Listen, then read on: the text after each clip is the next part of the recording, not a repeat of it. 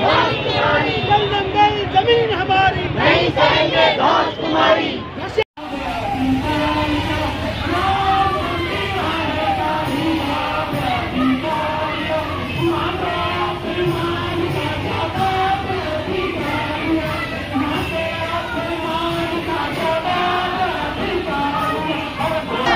बहुत जबरदस्त जबरदस्त कि जो गलत स्टैंप के आधार पे अगर कोई विक्रय हुआ है जी, तो कब्जा ले लिया है ने? बात जिन लोगों ने खरीदी वो कब्जा ले चुके हैं? जी हाँ, मकान भी बन चुके हैं सर। कब की बात है, कितनी? मकान 3-4 साल पहले बन गए सर। तो कमर्शियल पर्पस के हैं भी इसको गतिविधियाँ इसमें? कमर्शियल दुकानें भी बन गई हैं इसमें। अच्छा। हम लड़ते रया बाजू, हम लड़ते रूना, हम लड़ते रया बनो, हम लड़ते रूना।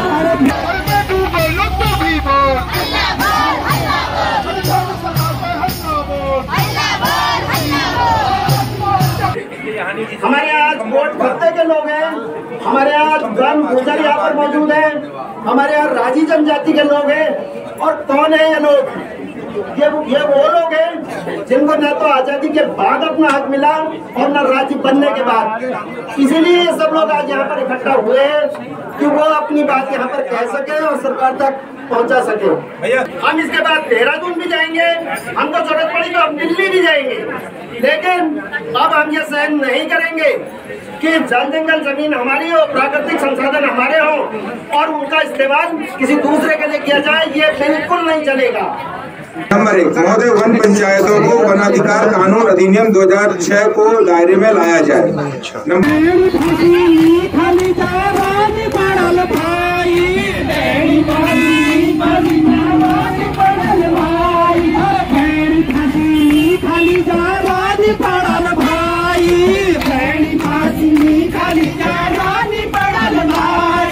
मेरी पानी उमर हिमाचल दिल बना खड़ाई, मेरी पानी उमर हिमाचल दिल बना खड़ाई, मेरी पानी उमर हिमाचल दिल बना खड़ाई, मेरी पानी उमर हिमाचल दिल बना खड़ाई। अरे हमरा भले लपराती, हमरा भले लपराती, हमरा भले लपराती, हमरा भले लपराती। हिमाला तेरी जय जयकारा, हिमाला हिमाला तेरी जय जयकारा, हिमाला थाली का थाल जानी, थाली थाली का थाल जानी, मेरा मन तुला चला था, हिमाला मेरा मन तुला चला था, हिमाला उत्तराखंड मेरी मातृभूमि, उत्तराखंड मेरी मातृभूमि, मातृभूमि मेरी पितृभूमि, तेरी जय जयकारा जय हिमाला, तुम्हें तेरी जय जयकारा जय हिमाला। पार्वती को मैं तेरा छो, पार्वती को मैं तेरा छो, यशो शिव जी को सराता जय हिमाला, यशो शिव जी को सराता जय हिमाला। उत्तराखंड मेरी मातृभूमि, उत्तराखंड मेरी पितृभूमि, भूमि तेरी जय जयकारा जय हिमाला, भूमि तेरी जय जयकारा जय हिमाला। धर्मकूटा तेरो यूं झले को, धर्मकूटा तेरो यूं झले को, झलकी गल गंगा की धारा जय हिमाला, झलकी गल गंगा की धारा जय हिमाला।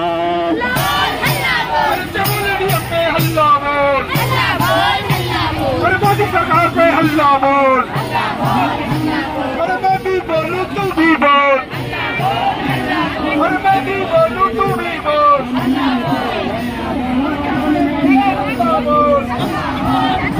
अरे मैं भी बोलूं तू भी बोल, अरे मैं भी बोलूं तू भी बोल, हल्ला बोल, हल्ला बोल, हाथ उठा के हल्ला बोल, हल्ला बोल, हल्ला बोल, कमिश्नरी पे हल्ला बोल।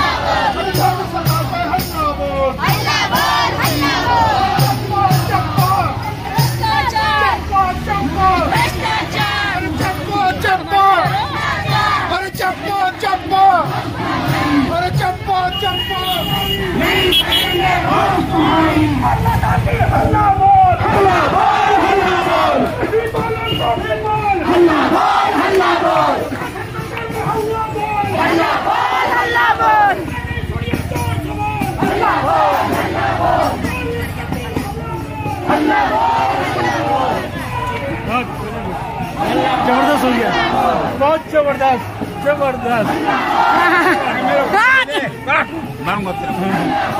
दोनों मुद्दों का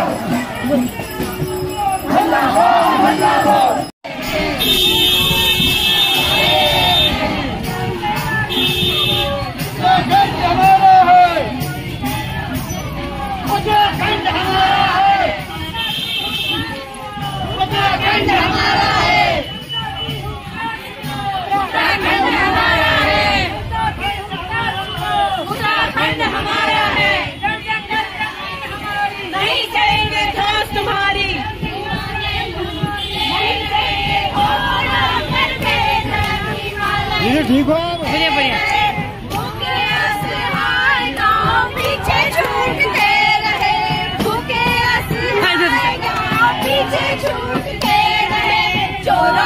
पंत पार्क से नैनीताल चलो कार्यक्रम के तहत कमिश्नरी कूच किया। इस मौके पर राजीव लोचन शाह ने कहा कि जिन सपनों को लेकर अलग उत्तराखंड राज्य की लड़ाई लड़ी गई थी वो सपने आज तक अधूरे हैं। ऐसे में हेलंग की इस ज्वलंत घटना ने एक बार फिर आंदोलनकारियों को प्रेरित किया है। उन्होंने कहा कि सभी लोग फिर खड़े हों और एक लंबी लड़ाई के लिए कमर कस लें।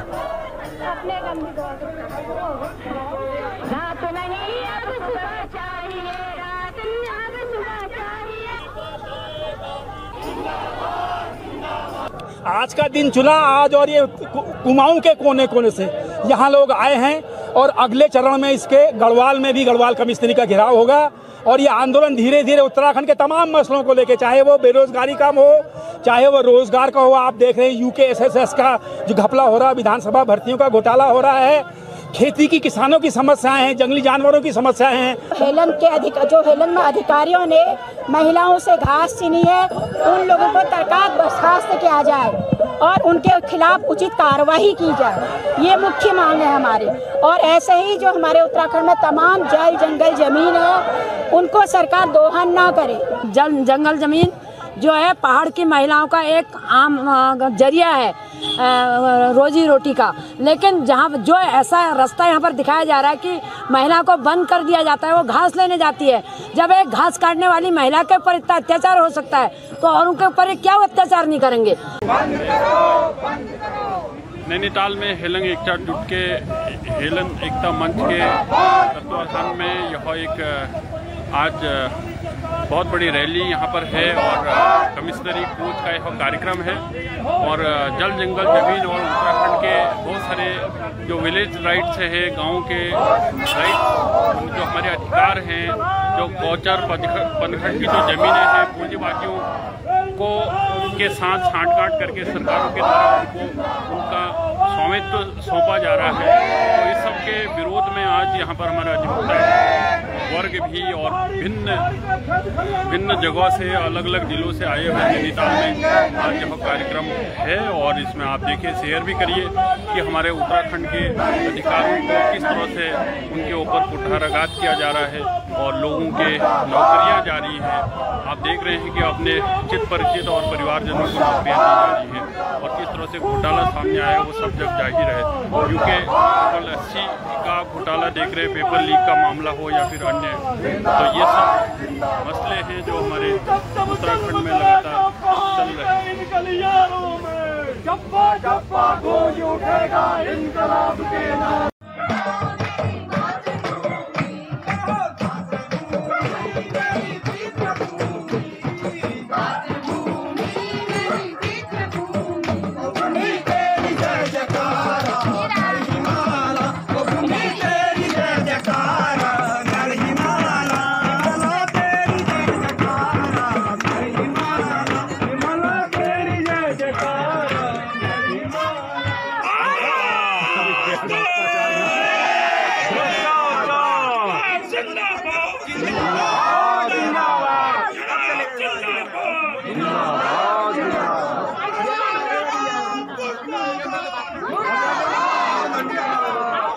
एक तरफ हेलंग में घास नाची महिला से घास छीनी जा रही, उसको घास नहीं लाने देंगे, घास नहीं काटने देंगे जंगल से। और दूसरी तरफ जो महिला, जो लड़की, जो युवती पढ़ लिख जाएगी उसका क्या होगा? तो उसका हमारे हाई कोर्ट ने आरक्षण खत्म कर दिया। उत्तराखंड की लड़कियों को जो रिजर्वेशन मिलता था, जो हॉरिजॉन्टल रिजर्वेशन उनके लिए था, जो क्षैतिज आरक्षण उनको मिलता था 30%, वो 30% आरक्षण अदालत में खत्म हो गया। यहाँ की सरकार खड़े होकर के अदालत को ये नहीं समझा पाई। हम ये सवाल करना चाहते हैं, यहाँ की नौकरियों में उत्तराखंड की लड़कियों को प्राथमिकता नहीं मिलेगी तो कहाँ की नौकरियों में मिलेगी? कौन सा दूसरा प्रदेश होगा जहाँ उत्तराखंड की लड़कियों को, उत्तराखंड की महिलाओं को नौकरियों में प्राथमिकता मिलेगी? अरे भाई, अखिल भारतीय स्तर पर तय करने के लिए IAS है, IPS है, अखिल भारतीय सेवाएं हैं, सब अखिल भारतीय स्तर पर प्रतिस्पर्धा करें, उसमें नहीं हम अपना हक मांग रहे हैं। लेकिन यहाँ स्थानीय स्तर पर यहाँ हमारी लड़कियां कम्पीट करना चाहेंगी, जो निकल गई, आज के दिन पर ये हालत हो गई। हाई कोर्ट का दूसरा फैसला आया, वो सब बाहर हो गई। लोग फोन कर करके कह रहे हैं कि हम क्या करें, हम परीक्षा की तैयारी करें कि नहीं करें? तो घास हमको काटने नहीं दोगे, घास हमको लाने नहीं दोगे, पशु हमको पालने नहीं दोगे, और नौकरियों में हमारा रास्ता बंद कर दोगे और नौकरियों को लूट करोगे। ऐसे लुटेरों के लिए हमने ये राज्य बनाया, ऐसी लूट करने के लिए ये राज्य बनाया है। ये चौतरफा लूट का जो माहौल हो रहा है, तब हम ये कहने आए हैं। ये सर सबसे बड़ी दिक्कत है जो हमारे वनराजी लोग हैं, इनके राजस्व उसमें जो इनको छात्रवृत्ति का लाभ भी नहीं मिल रहा है, क्योंकि उनके वो नहीं हो रहा है सर, क्योंकि भूमिहीन में गिने जा रहे हैं इनको। हमारी मांग है कि राजस्व भूमि अगर ये हो जाएगा तो ये आपको अधिकार मिल गया, लेकिन खाली सर उसमें क्या हो रहा है, जो इनको पट्टा मिला है इसमें संलग्न वाली को एक जैसे जितना इन्होंने अपनी खेती कर रखी है 20 10 नाली 5 नाली 2 नाली इस तरह से है। और उसमें सर सबसे बड़ी बात है 1 एकड़ दिया गया। हाँ, इन्हीं को पहले 1 एकड़ दिया गया। हाँ, तो इसमें दूसरी चीज ये है सर, वो तो 4 हेक्टेयर है। हाँ, अभी PM किसान का भी लाभ नहीं मिल रहा सर, इन लोगों का भी।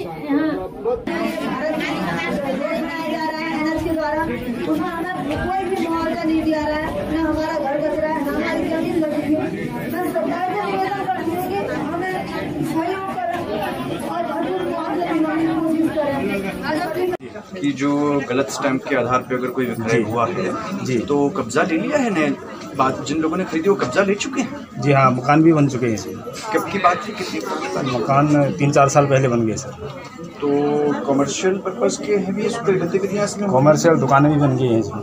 अच्छा जी सर जी, और ऐसी कई सारी दिक्कतें जो हम आपसे कह रहे हैं सर।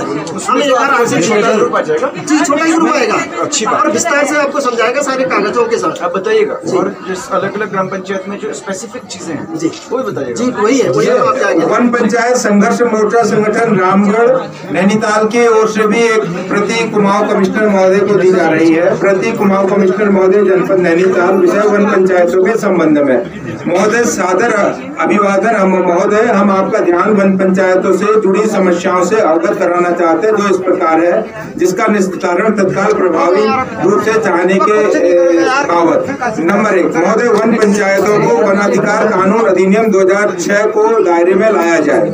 नंबर 2, वन पंचायतों के पंच सरपंच को ग्राम पंचायत की तर्ज पर मानदेय दिया जाए। नंबर 3, वन पंचायतों की सिया को दुरुस्त किया जाए, सीमा को सरपंचों और पंचों का बीमा किया जाए। वन पंचायतों को ग्राम पंचायत की तरफ बजट दिया जाए। वन पंचायतों के लिए माइक्रो प्लान बनाने की अनिवार्यता समाप्त की जाए। वन पंचायतों में बाहरी व्यक्तियों का अतिक्रमण हटाया जाए। नंबर 8, वन पंचायतों में वनाधिकार कानून के तहत वन पंचायतों की सीमा क्षेत्रफल बढ़ाया जाए। नंबर 9, वन पंचायत में मनरेगा योजना वन सरपंचों के माध्यम से संचालित किया जाए।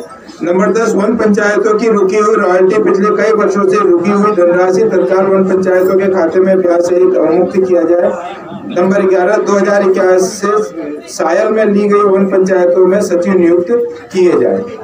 सीमांकन का मुद्दा भी है ना, सीमांकन को जाना है। जो ये दनिया में भी शिकायत आई थी, वहाँ पे मैंने कार्रवाई कराई थी, वहाँ पे अवैध पेड़ कटान पाए गए थे, तो वो भी कार्रवाई चल रही है दनिया की। तो मेरे पास जो आते हैं ऐसे मसले और बाकी जो एंक्रोचमेंट के मसले, इनको मैं खुद भी देख लूँ। तो अच्छा कि आप सीमांकन का मुद्दा है ना सर। अच्छा, हर जगह का हमारा बोलिए ब्लॉक है, वहाँ लगभग नाप जमीनें बिक चुकी हैं। अब लोग क्या कर रहे हैं, जो जंगलों की तरफ नाप जमीनें थी वो बेचने के साथ जो बाहरी बिल्डरों को है वो वन पंचायत में जो लोग कब्जा दे रहे हैं, पैसे। मैं समझ गया, सर ये मैंने 2010 दाखा दिखा रहे होंगे, कब्जा बांध रहे होंगे। ये 10 में मैंने सीमांकन सुना दिया, 2 बार SDM उसके बाद वन कानून के तहत दावे भरे हैं, सारे एसडीएम के वहाँ पर पड़े हैं और एक ही हेला कोर्ट की डीएम के पास है, वो आपसे हमने अवगत कराया है।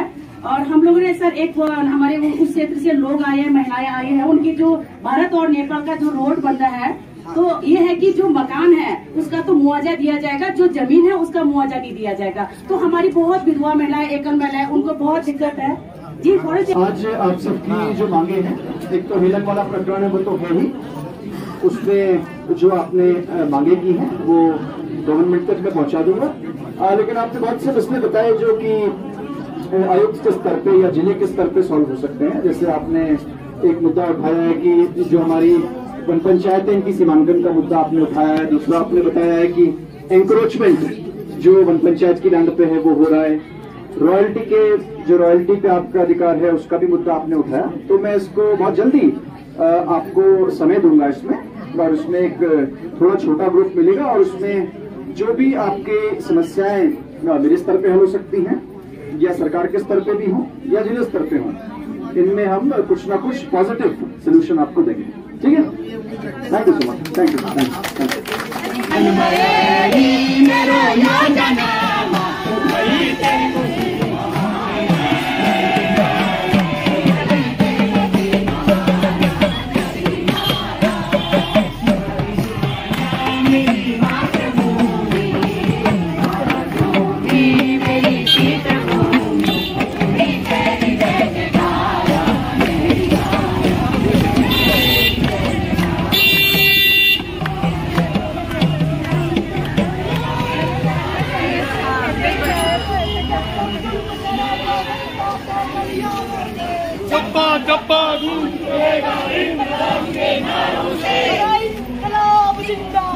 जिंदाबाद जिंदाबाद उत्तराखंड हमारा है, दिल्ली देहरादून सुनो, उत्तराखंड हमारा है, दिल्ली देहरादून सुनो, उत्तराखंड हमारा है। आजादी आजादी आजादी